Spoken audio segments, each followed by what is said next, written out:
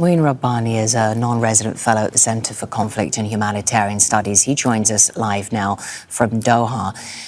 Journalists, as we know, play a critical role in documenting and reporting human rights violations and war crimes.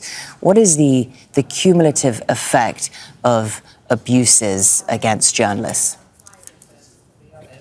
Well, this is one of the oldest tricks in the book. In this particular case, if you don't like the exposure of genocide in the context of an illegal occupation, you shoot the messenger. And that explains, I think, the ceaseless incitement against Jazeera and the smearing of its journalists in Israel over many years, but particularly during the past year, and the unprecedented number of killings of journalists in Palestine, primarily in the Gaza Strip, since October 7th of last year. Quite clearly, Israel has something very, very serious to hide, and it seems to have concluded that the best way to hide it is to literally murder dozens of people who are telling the story, and to also now formally ban major international news organizations from reporting from the territory they control and occupy. And we have seen ongoing attacks against journalists and media freedom by the Israeli authorities, including the killings and targeted killings of journalists. But how much more expansive is the crackdown on media freedom since October 7th? Well, it's become much more expansive. I mean, you know, when international press freedom organizations say that more journalists have been killed in the Gaza Strip than in any other conflict on record, I think that, in a sense, tells you all you need to know. Of course, there's also very strict military censorship within Israel.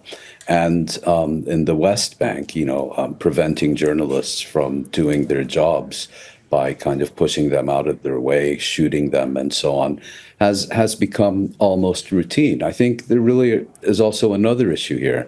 The one we're discussing is, of course, vitally important, and that's the ability of the media to do its job and to inform the world about what is actually taking place.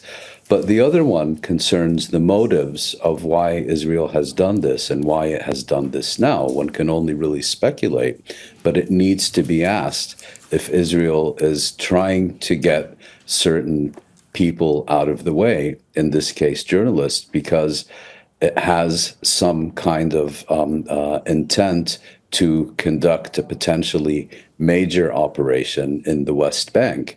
I think it's an extremely legitimate question to ask, particularly given, as your correspondent pointed out, the raids and attacks within the West Bank that have reached unprecedented levels since the Second Intifada.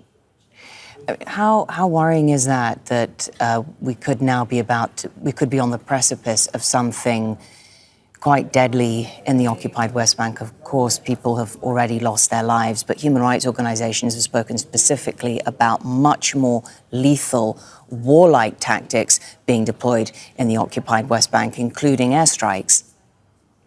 Right. Well, I think what Israel has done against Al Jazeera today, it has essentially gone after the weakest link, not only the news organization that has been reporting the most from Palestine, but also one that Israel and its apologists and flunkies abroad have been smearing more or less around the clock.